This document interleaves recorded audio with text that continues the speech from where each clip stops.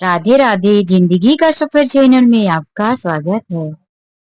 बहू, खीर में जरा ड्राई फ्रूट ज्यादा डाल देना और हाँ, बारीक टुकड़ों में काट कर डालना।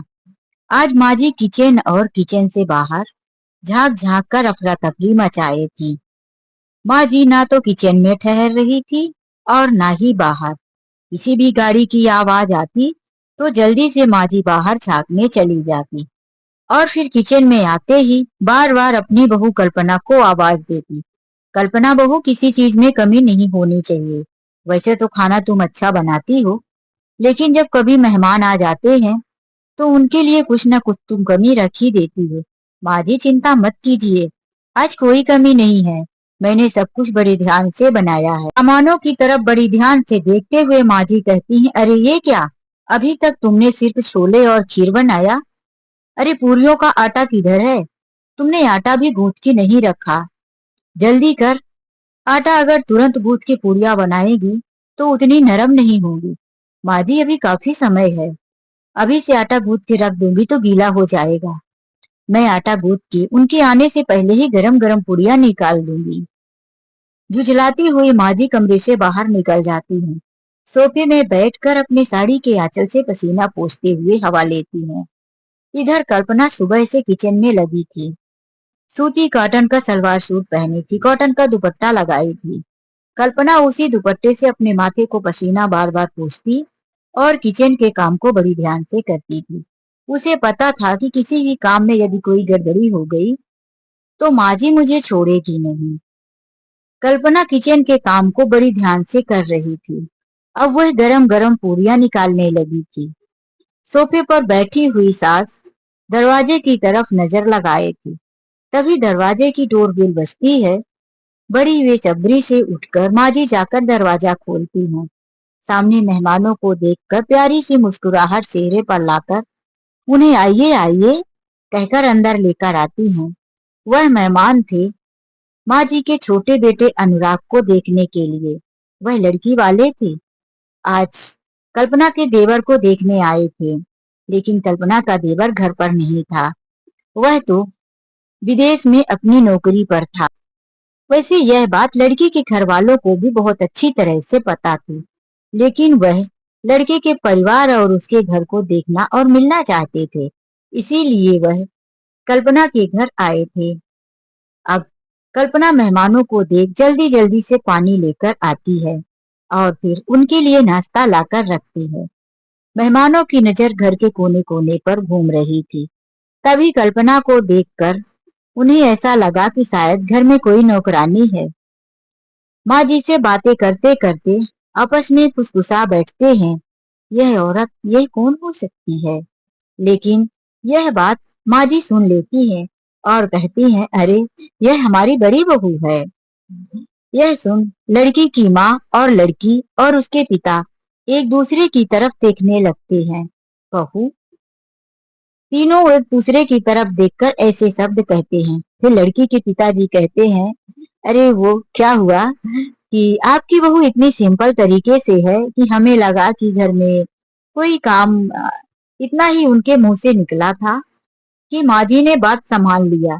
हाँ हाँ भाई साहब, काम वाली आती है लेकिन वह यहाँ नहीं है, सुबह ही काम करके चली गई है।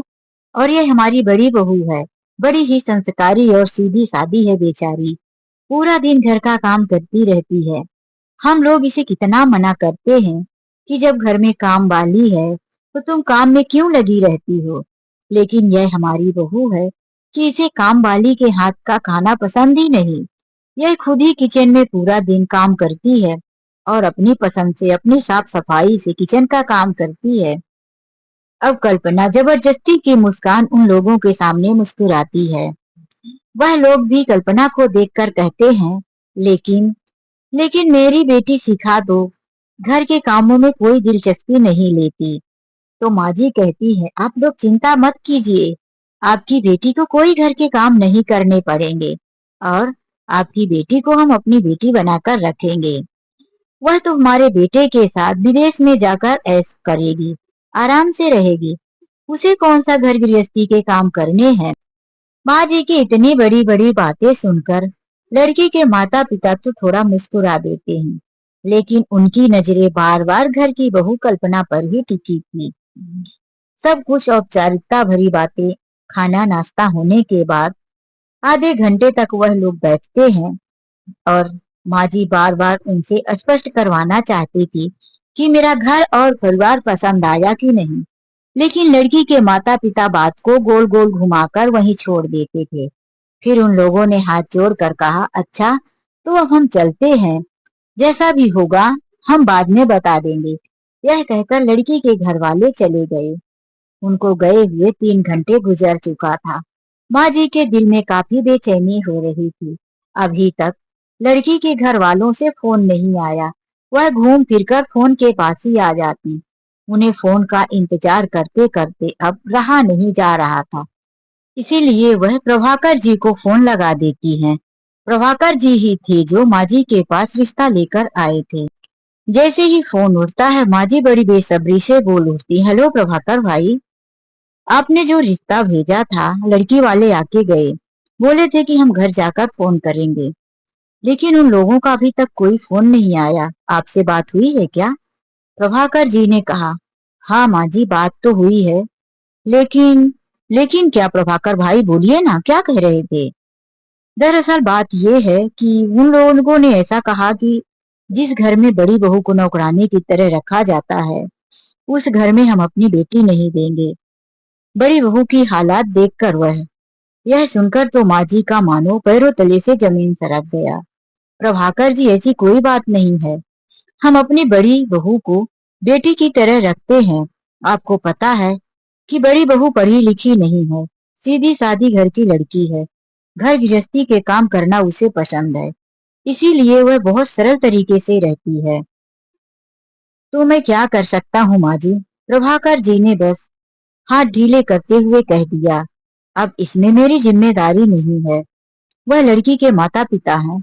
अगर उन्हें रिश्ता पसंद नहीं आया तो हम उनके साथ जबरदस्ती नहीं कर सकते। हाँ, अब कोई दूसरी लड़की मेरे नजर में होगी तो हम आपको जरूर बता देंगे। माँ जी ने कोई जवाब नहीं दिया और फोन कट कर दिया। और फिर बरस पड़ी इस कल्पना के ऊपर। सब इस मनहूस की वजह से हुआ है। यह जब देखो नौकरानी जैसे कपड़े पहनकर आ जाती है। अरे मैंने सुबह ही तो इसे कहा था कि घर में मेहमान आने वाले हैं, जरा अच्छे से बन ठन के रहना। अब तक बड़ा बेटा राजेश भी घर में प्रवेश किया। माँ को इस तरह से गुस्सा करता चिल्लाता हुआ देखकर, क्या हुआ माँ, क्यों चिल्ला रही हो? अब क्या कर दिया कल्पना ने? तेरी पत्नी ने सब कुछ बर्बाद करके रख दिया। इतना अच्छा रिश्ता हाथ से निकल गया। तेरी पत्नी को मैंने सुबह ही कहा था कि अच्छे से तैयार हो जाना, बड़े घर के लोग हैं, हमारे घर रिश्ता लेकर आ रहे हैं। लेकिन तेरी पत्नी तो जानबूझकर पुराने कपड़े पहनकर मेहमानों के सामने आ गई थी। इस तरह सीधे नौकरानी की तरह देख उन लोगों ने रिश्ता करने से मना कर लिया। राजीव बैग वहीं रख और किचन में पहुंच गया, जहां कल्पना अभी तक अपने कमर में दुपट्टा बांधे हुए सारे किचन के बर्तनों को धो रही थी। राजीव खड़े हो चिल्लाने लगा, तुझे कुछ रहने सहने का ढंग है कि नहीं? घर में ऐसे रहती है जैसे कोई नौकरानी हो। तेरा साज सिंगार ऐसा रहता है जैसे कोई विधवा औरत हो। तुझे पता होना चाहिए कि जब घर में मेहमान आते हैं तो नई नवेली दुल्हन की जगह रहना चाहिए। तेरी शादी को साल भर हुए हैं, लेकिन तू तो किसी विधवा जैसे शकल बनाकर रखती है। यह सुन कल्पना ने धीरे से कहा, मैं क्या करती जी, सुबह से घर के सारे काम करने थे, इतना सारा खाना, घर की साफ सफाई, तो क्या उसमें महंगी साड़ी पहन के करती। और फिर मैंने सोचा था कि घर के सारे काम निपटा लेती हूँ, उसके बाद फिर मैं भी तैयार हो जाऊंगी। लेकिन जैसे ही मैं पूरियां बना रही थी, वह लोग आ गए और माँ जी बार बार आवाज दे रही थी, कल्पना बहू पानी लाओ, नाश्ता लाओ। अगर मैं उसमें भी देर कर देती तो माँ जी को बुरा लग जाता। अपनी पत्नी की यह सारी दलीलें सुनकर राजीव गुस्से में आ गया। अच्छा, तो तू कहना क्या चाहती है कि सारी गलती मेरी माँ की है? मैंने ऐसा कब कहा जी? नहीं नहीं, तू यही साबित करना चाहती है कि गलती मेरी माँ की है। अब तक माजी भी किचन में पहुंच गई। आग में घी डालने का काम करने लगी। देख ले बेटा, अपनी पत्नी का कहना सुन ले, कि गलती मेरी ही है। अरे घर का काम कौन नहीं करता, कौन ऐसी बहुएं होगी जो घर गृहस्थी नहीं संभालती। अब और भी राजीव को गुस्सा चढ़ गया था। कल्पना ने जैसे ही मुंह राजीव की तरफ करके कहा, माँ जी, लेकिन मेरे जैसे तो राजीव ने एक थप्पड़ कल्पना के गाल में जड़ दिया। कल्पना गंदे हाथों से ही अपने गाल को सहलाने लगी। अपने दुपट्टे से अपना हाथ पोंछकर गाल में रखी रह गई और राजीव बड़बड़ाता हुआ बाहर निकल गया। पता नहीं कहां से माँ, तुमने गवार लड़की लाकर मेरी किस्मत में बांध दिया है। क्या करूं बेटा, तेरी किस्मत ही ऐसी थी जो इस भिखारी की गवार लड़की तेरे पल्ले पड़ गई है।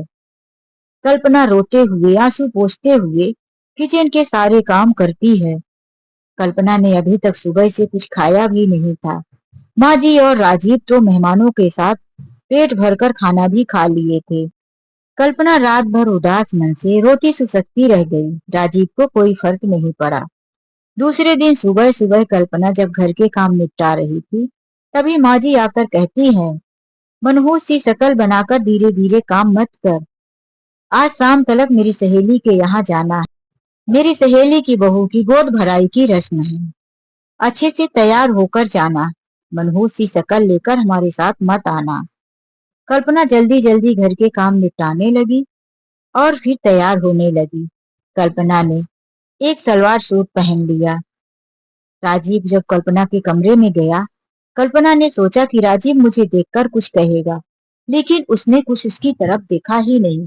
कहना तो बड़ी दूर की बात थी। फिर कल्पना ने ही पूछा, देखिए जी, मैं कैसे लग रही हूँ। राजीव बिना देखे ही कह दिया, हाँ ठीक ही लग रही है, जल्दी कर, इतना समय नहीं है।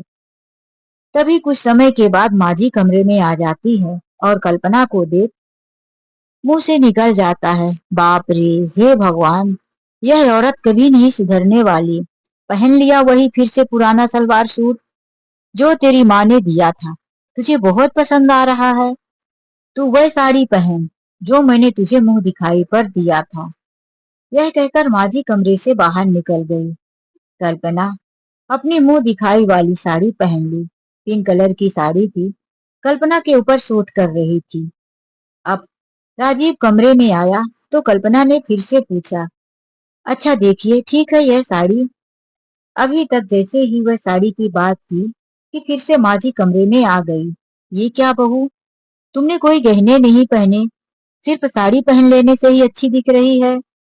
राजीव ने भी उसके सर से पांव तक देखा।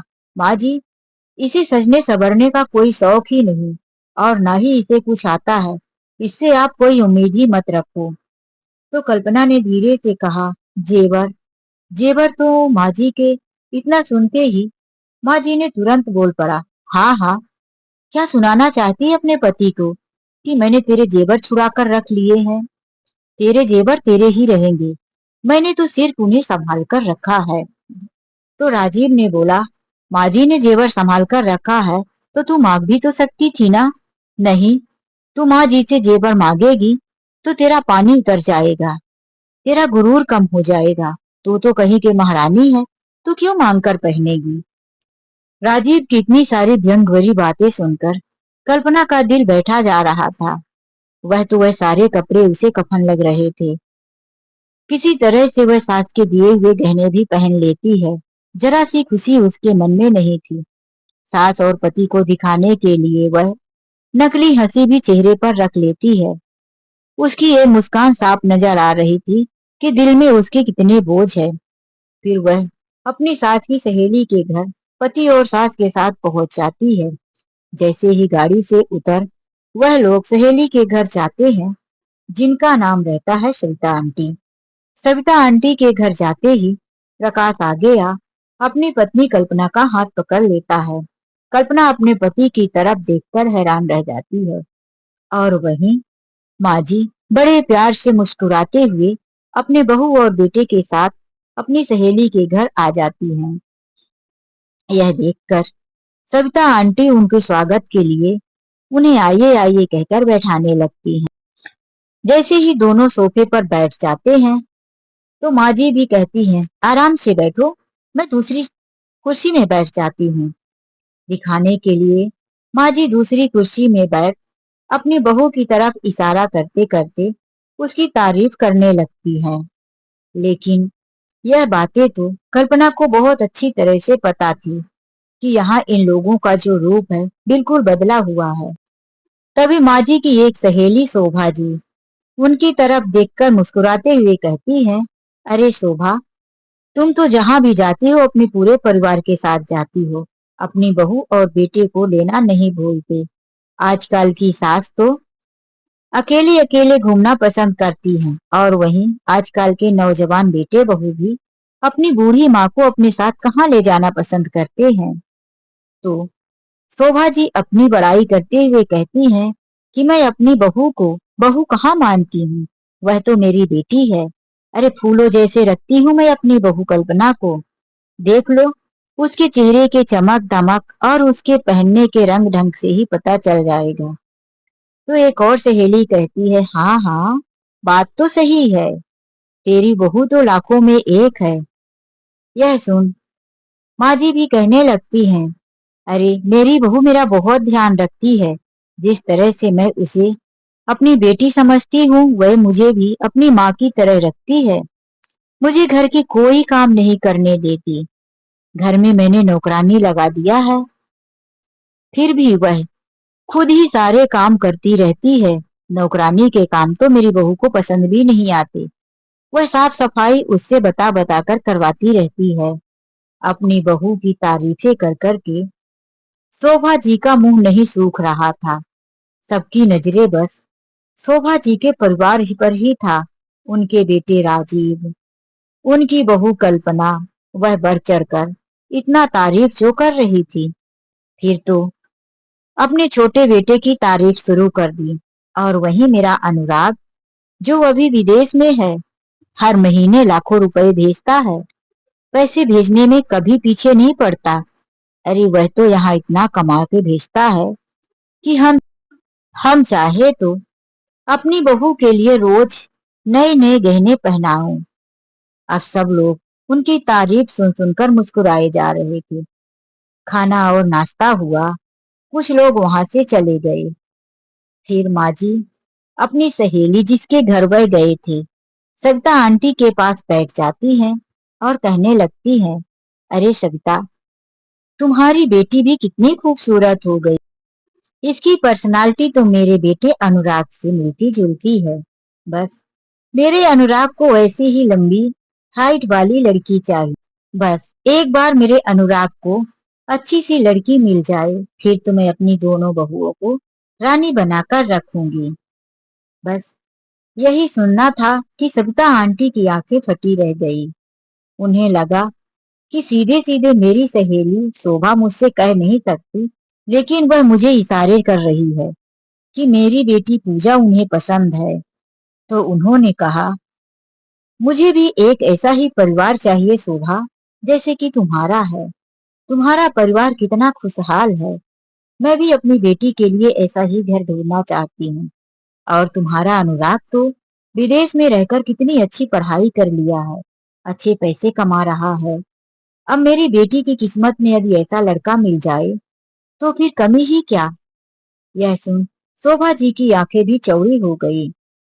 वह अब अपनी सहेली सविता से डायरेक्ट सुनना चाहती थी कि वह तुरंत अपने मुंह से कह दे कि शोभा, मैं तुम्हारे बेटे को अपनी बेटी देने के लिए तैयार हूँ। लेकिन सविता आंटी जो थी, वह अपने पति से बिना बात किए पूरी चीज कंफर्म नहीं करना चाहती थी। इसीलिए उन्होंने घुमा फिराकर बात किया। लेकिन शोभा जी के मन में बड़ी खलबली सी मची थी सच, और तुरंत सुनने को कि वह रिश्ता उन्हें पसंद है।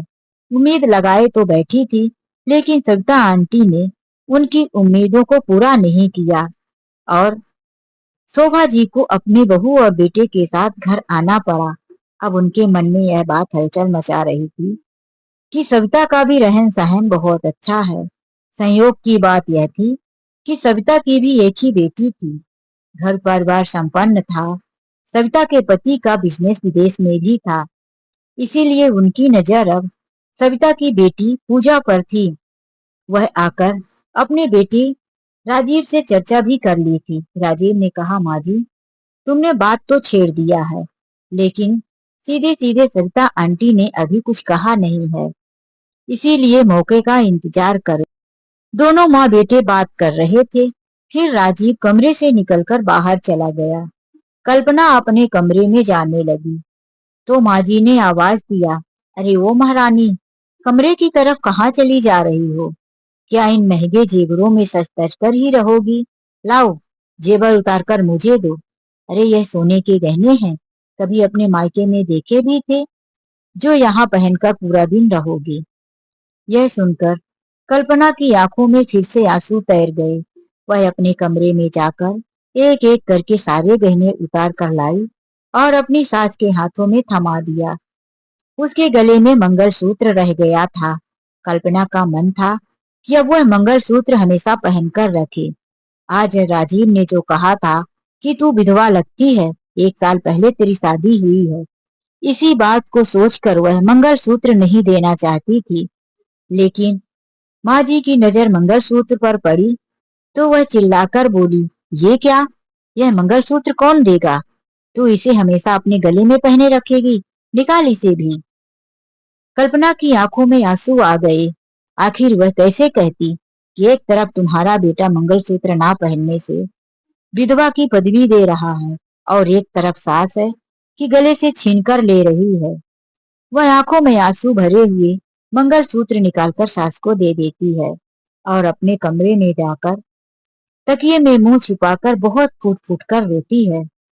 कुछ ही देर हुई थी कि फिर से माँ जी आवाज देने लगती है, अरे वो कल्पना कहाँ मर गई? मेरे लिए चाय तो बनाकर ला। और हाँ, इस पार्टी में मैं बहुत थक गई, मेरे पैर दबा दे, फिर जाकर खाने की तैयारी कर। कल्पना चाय बनाकर लाई और माँ जी के पैर दबाने लगी। इधर सविता आंटी भी अपनी बहू की गोद भराई से फ्री मेहमानों के जाने के बाद अपने पति से बात करने लगी। आज मेरी सहेली शोभा आई थी अपने बड़ी बहू और बेटे के साथ। पूरे लोगों के बीच में तो वही वही दिख रहे थे। उनकी बहू तो किसी रानी से कम नहीं लग रही थी। ऊपर से नीचे तक सोने से लदी हुई थी। वहीं पर 10-12 हजार की जड़ई वाली मेहंदी साड़ी पहनी थी।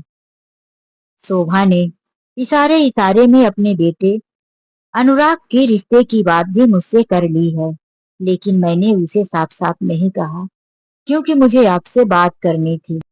हमारी बेटी पूजा के लिए मेरी सहेली शोभा का अनुराग कैसे रहेगा? आपका भी विदेश में बिजनेस है और अनुराग भी विदेश जाता रहता है, इसीलिए यह रिश्ता हमारे लिए बहुत सही होगा। यह सुनकर शोभा के पति भी खुशी से बोल पड़े, ठीक ही कहती हो, विदेश में हमारी बेटी भी रहेगी तो हमारा मिलना जुलना भी ठीक है और फिर हमारी पूजा की भी जिंदगी संवर जाएगी। मेरी तरफ से तो हाँ है। अब तुम अपनी सहेली से बात कर लो। अपने पति की अनुमति पाते ही सविता आंटी ने तुरंत शोभा जी को फोन कर दिया। शोभा जी अपनी बहू कल्पना से पैर दबा रही थी, तुरंत फोन उठाई। उधर से सविता बोल रही थी, शोभा, मैं चाहती हूँ कि हमारी दोस्ती रिश्तेदारी में बदल जाए, क्या कहती हो? पूजा के पिता को अनुराग पसंद है। यह सुनकर तो शोभा की आंखें चौड़ी हो गई। अरे वाह, तुमने तो मेरे मुंह की बात छीन ली सविता, मैं भी तो यही चाहती हूँ। यह सुनकर तो अब दोनों परिवार वाले खुश हो गए। फोन पर ही दोनों की शादी के बातें लगभग फिक्स ही हो गई थी। बेटी और बेटा दोनों की फोटो एक दूसरे ने शेयर कर दिया था। लड़की वालों को लड़का बहुत पसंद आया और इधर लड़के वालों को पूजा। अभी तक अनुराग जो था विदेश में ही था। बात सुनते ही वह भी 15 दिन के अंदर आने को बोल दिया। सारी चीजें फिट हो गई थी।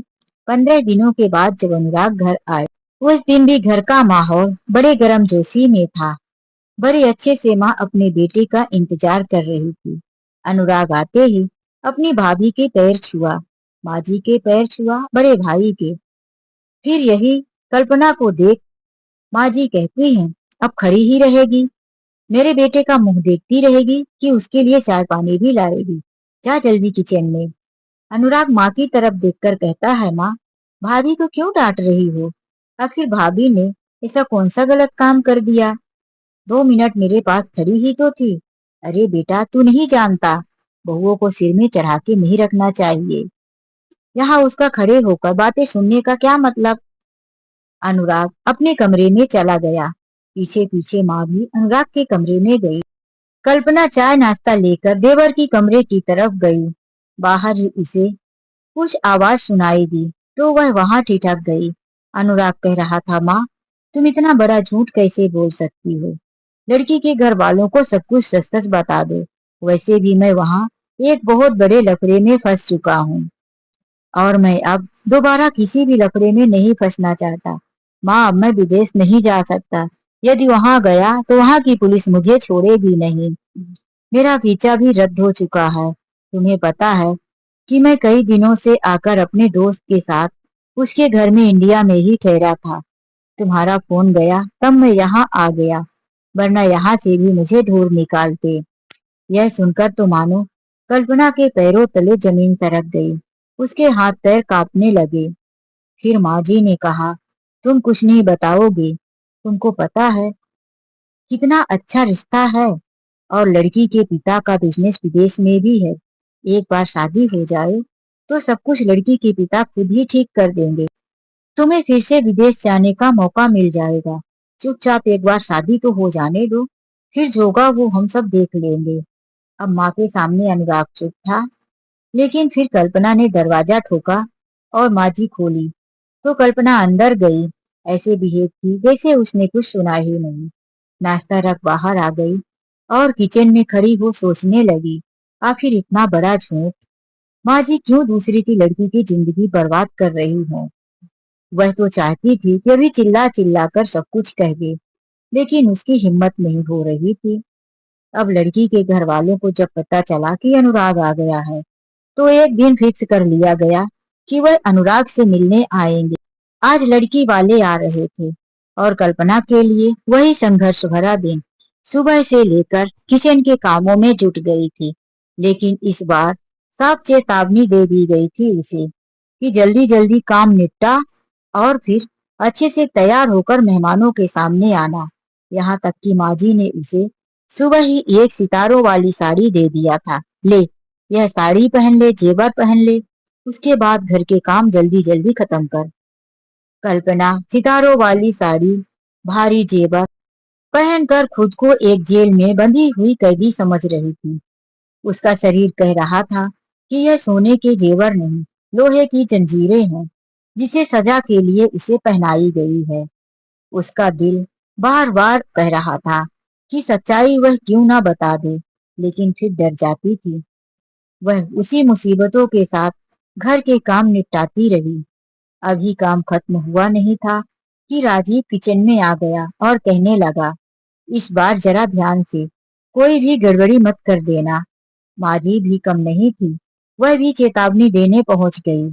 अगर इस बार कोई गड़बड़ी हुई तो तेरी खैर नहीं। तू अपने माँ के घर में ही जाकर अपनी जिंदगी गुजारेगी। तेरे माँ बाप ने तुझे कुछ संस्कार दिया भी है कि बस तुझे खाना और सोना ही सिखाया है। तेरे माँ बाप तो निहायत ही गवार हैं और मेरे घर इस गवार को बांध दिए। अपने माता पिता के बारे में ऐसा सुन कल्पना से बर्दाश्त नहीं हुआ। वह आंखें बड़ी करके माँ जी की तरफ बोल पड़ी, माँ जी, आपको जो भी कहना है मुझे कह लीजिए, लेकिन मेरे माता पिता को ऐसे शब्द मत बोलिए। राजीव वहीं खड़ा अपनी माँ के सामने आकर बोला, क्या तू मेरी माँ से जबान लड़ा रही है? तेरी इतनी हिम्मत? उसने कल्पना के गालों पर एक थप्पड़ जड़ दिया। जो बेचारी भारी साड़ी और जेवरों के साथ पसीना पोंछ पोंछ कर घर में लगी थी, अभी तक सुबह से एक बूंद पानी भर मुंह में नहीं गया था। काम में व्यस्तता की वजह से वह कुछ खा पी नहीं पाई और वहीं सब लोग सुबह से नाश्ता करके आराम से सज धज कर बैठे थे। कल्पना के गाल पर थप्पड़ पड़ते ही उसका चेहरा पूरा भन्ना गया, उसका सिर घूम गया। लेकिन फिर राजीव ने चिल्लाया, अब क्या मेरी तरफ घूरती ही रहेगी कि काम में ध्यान देगी? जा, अच्छा सा मेकअप कर, उसके बाद ही बाहर आना। कल्पना ने काम निपटाया और कमरे में रोते हुए मेकअप करने लगी। आंसू थे कि रुकने का नाम नहीं ले रहे थे और मेकअप था कि करने का दिल नहीं कर रहा था। फिर भी उसने दिखावटी की मुस्कान और मेकअप कर लिया। मेहमानों के आते ही कल्पना नाश्ता लेकर बाहर आ गई। उसे देखते ही माँ जी बड़े प्यार से मुस्कुराई। बहू, नौकरानी नौकरानी नहीं है क्या? फिर अब खुद ही बात बनाते हुए कहती है, अरे हाँ, मैंने ही तो उसे घर जाने के लिए बोल दिया। दरअसल आज उसके बेटे की तबीयत ठीक नहीं थी, इसीलिए वह सुबह जल्दी आई, घर के सारे काम करके चली गई। तो अब मेरी बहू ही चाय नाश्ता लेकर आई। आखिर छोटे मोटे काम करना तो मेरी बहू को भी पसंद है। क्यों बहू कल्पना? कल्पना ने उनकी तरफ देखकर मुस्कुराया। फिर राजीव कहता है, अरे कल्पना, तुम भी बैठो ना, साथ में नाश्ता करो। बाकी का जो भी काम होगा मुझे बोल देना। और फिर हंसने लगा।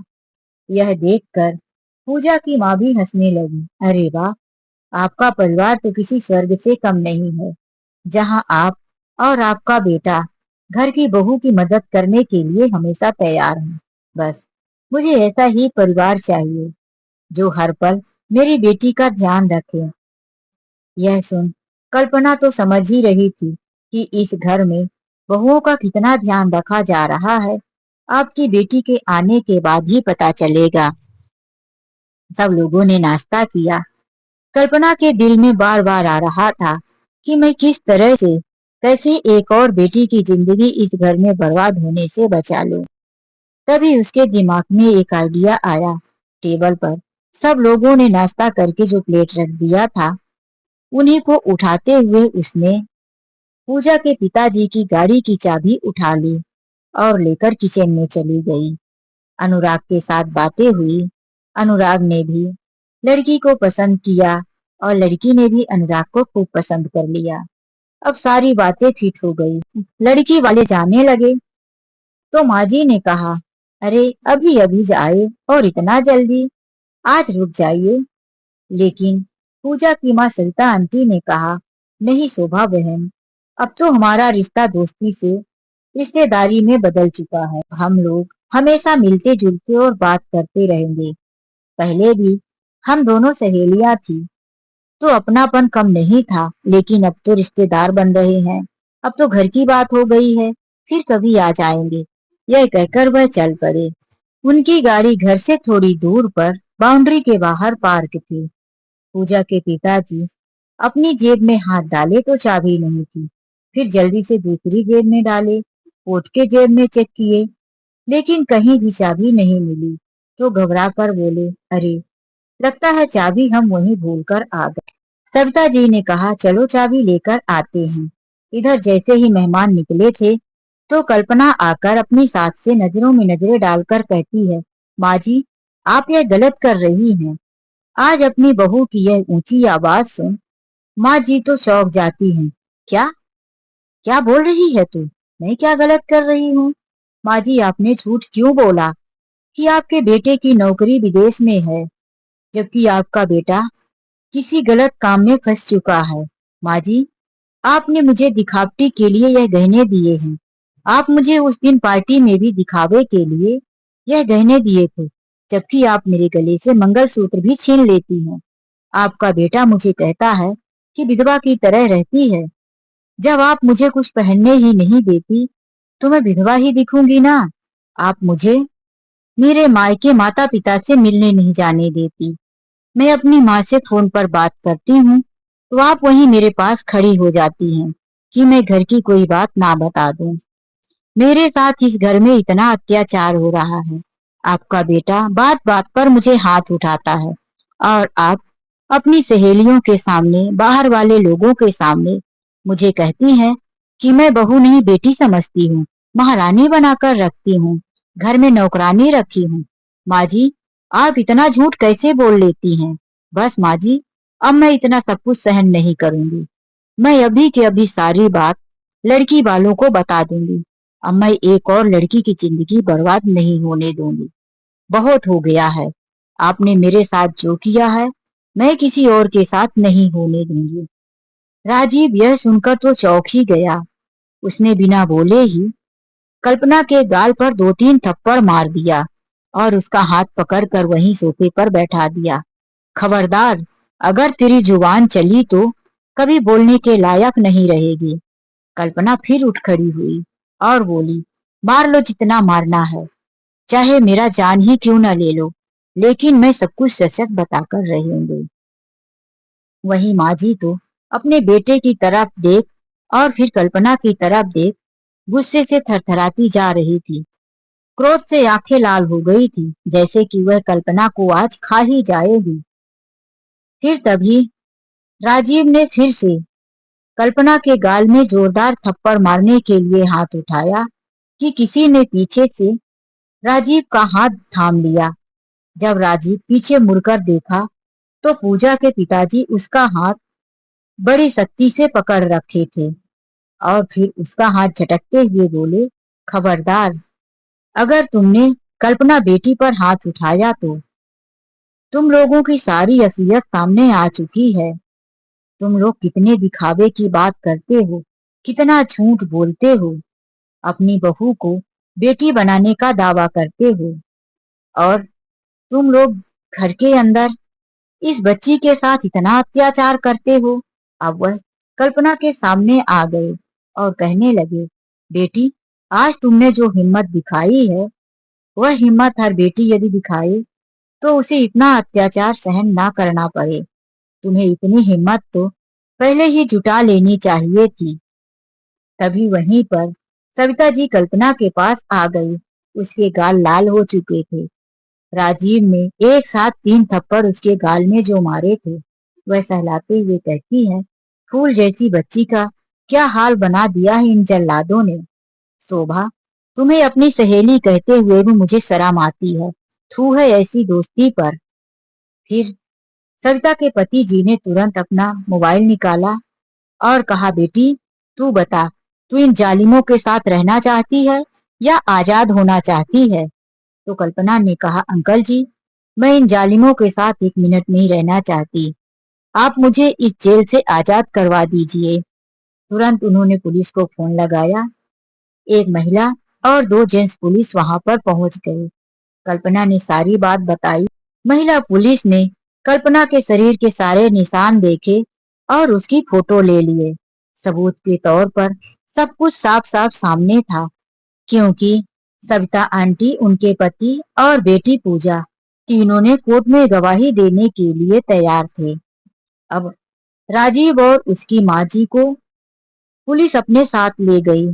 फिर उन लोगों के पूछताछ और सबूतों के हिसाब से उन्हें कोर्ट में सजा सुनाई गई।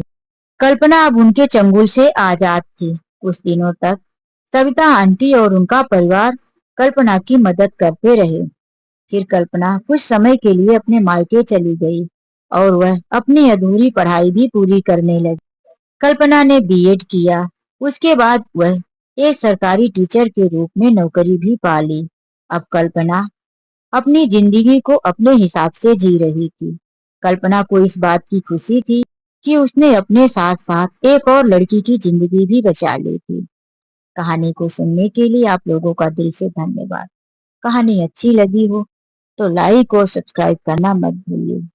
चलिए मिलते हैं ऐसी एक नई कहानी के साथ। आज के लिए बस इतना ही। राधे राधे, जय श्री कृष्णा।